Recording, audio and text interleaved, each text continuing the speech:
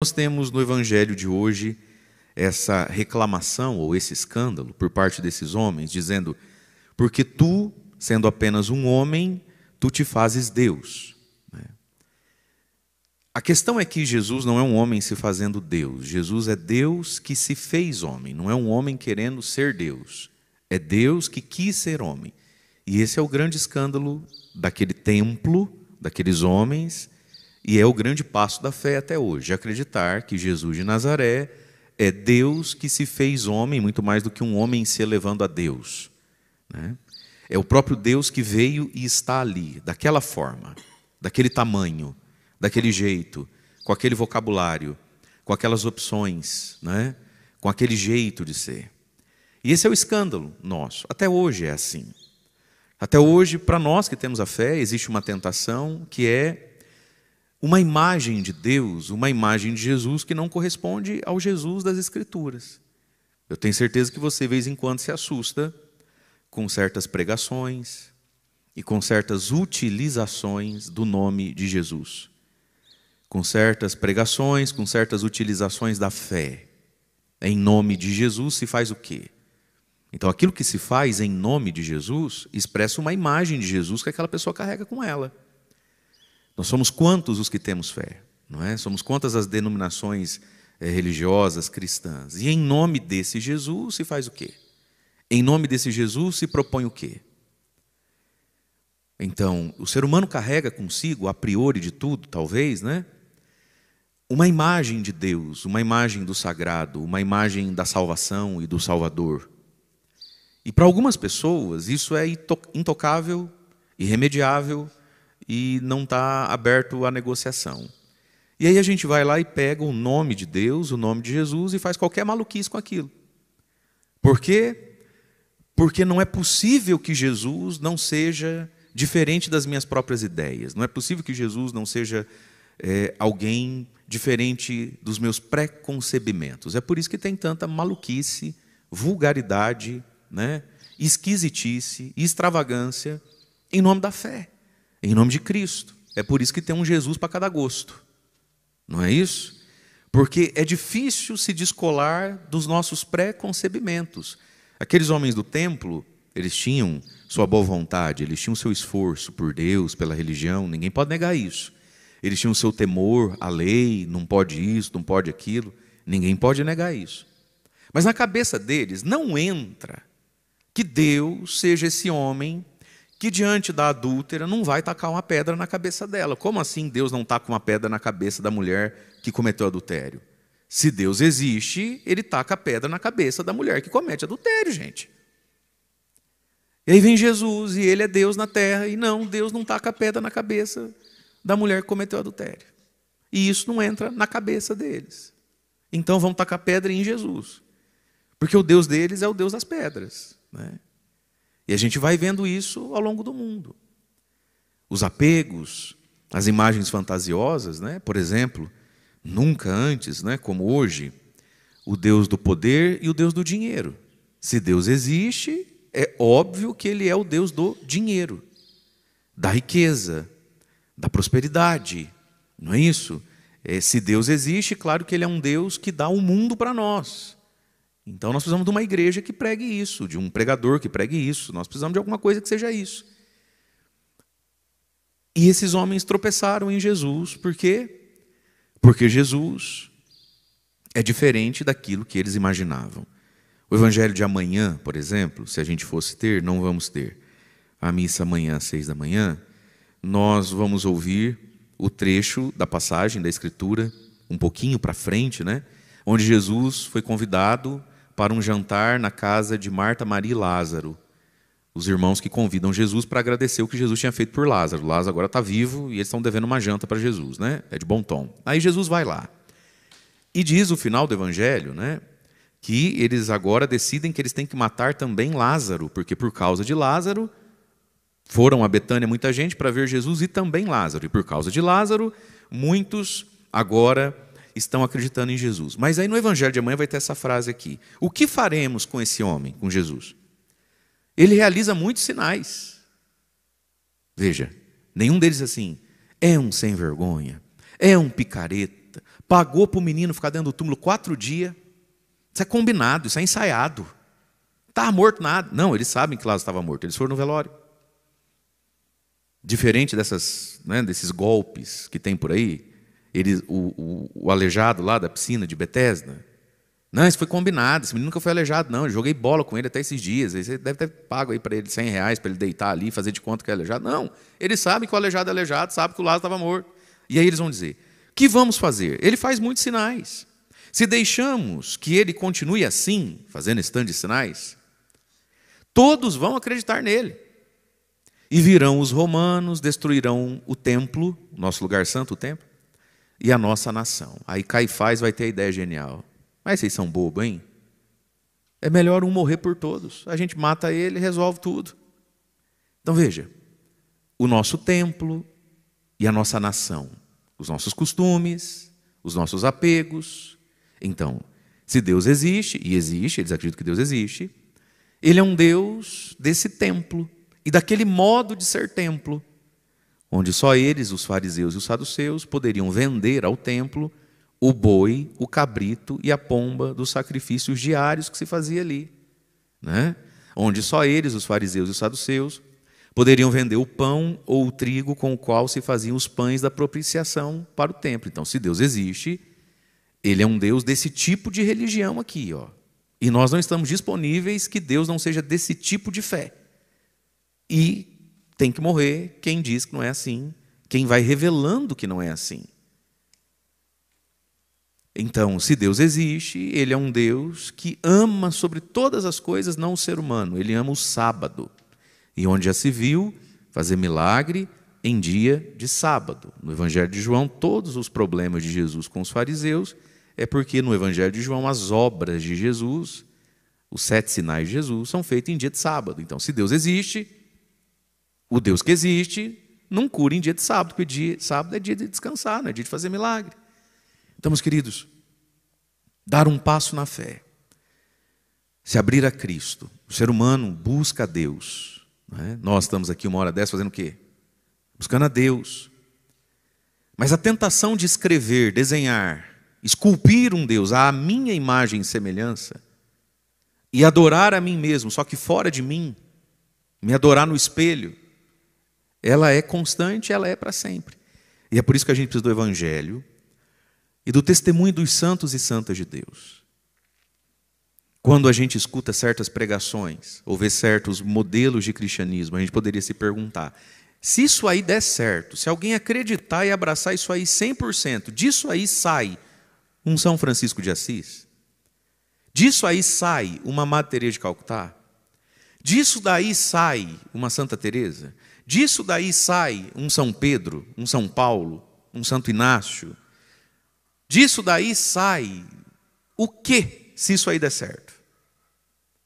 Por isso que nós precisamos do Evangelho e dos testemunhos maduros do Evangelho, que nós podemos encontrar em nós mesmos. Nós temos, graças a Deus, tantas pessoas boas perto de nós por causa do Evangelho, mas, sobretudo, o testemunho dos santos e santas de Deus. Então, a gente pode escutar certas pregações, ver certos modelos de fé, a gente pode ver certos tipos de espiritualidade, de devoções, e se perguntar o que sai disso daí, se isso daí ficar maduro mesmo. E aí, a resposta, às vezes, ela é meio óbvia. Não sai nada que se pareça nem com Jesus e nem com aqueles que, de fato, foram Jesus de novo na terra. Que isso é o santo, é a santa, né? É o outro Cristo, como diz Paulo: não sou eu que vivo, é Cristo que vive em mim. Essa pergunta precisa ser posta, porque senão também a gente vira um bando de bobinho exposto a qualquer tipo de estelionato da fé, a qualquer tipo de picaretagem da fé, em nome seja lá do que for. Basta colocar, às vezes, algumas perguntas. Se esse tipo de fé aí enraizar dentro de alguém, da cabeça, do coração de alguém, o que sai daí? Sai um demônio.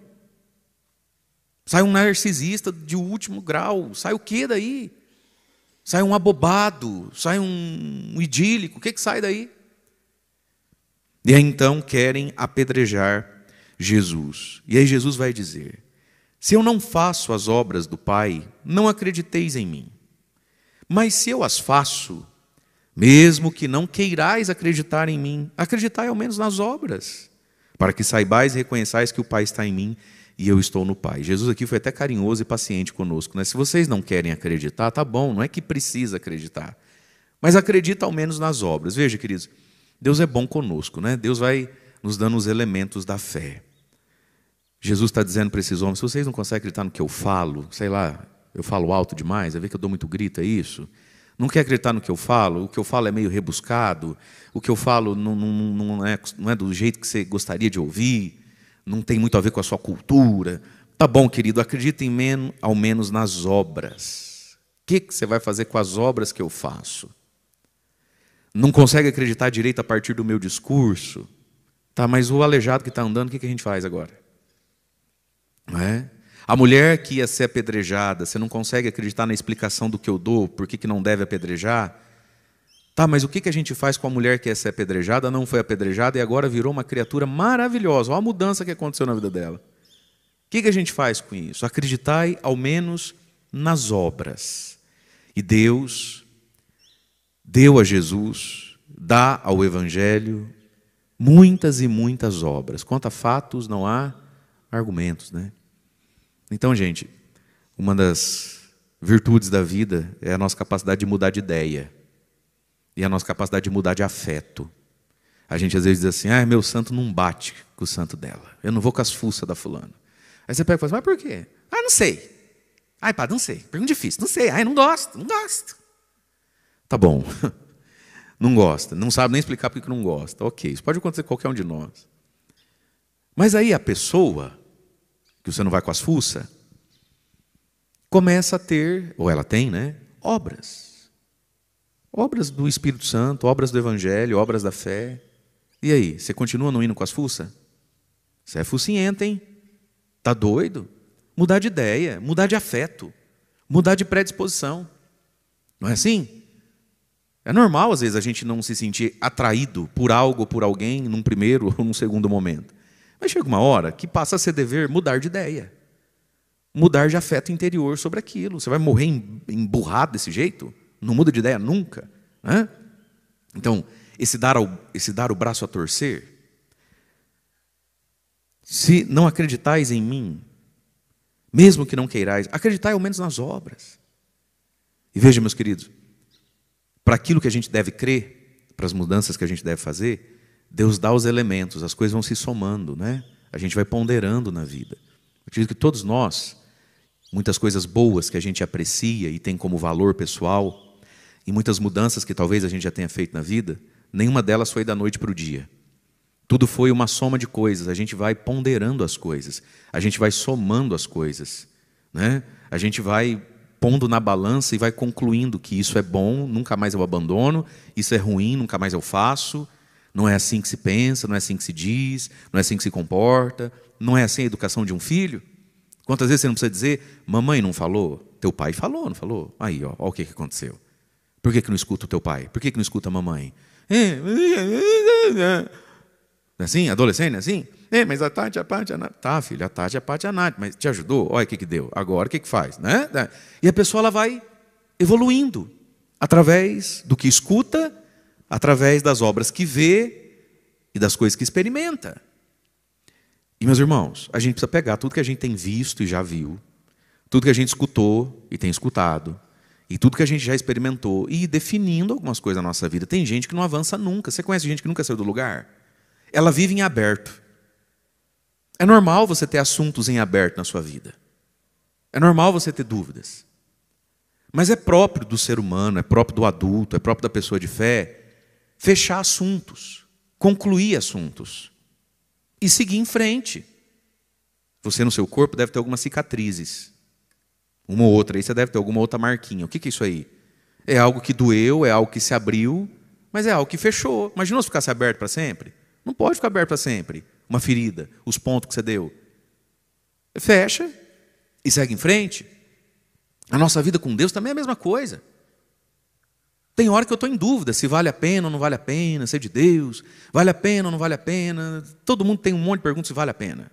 Então pega o que você escutou, pega o que você está vendo, pega o que você está vivenciando, mas você precisa fechar o assunto e ir em frente.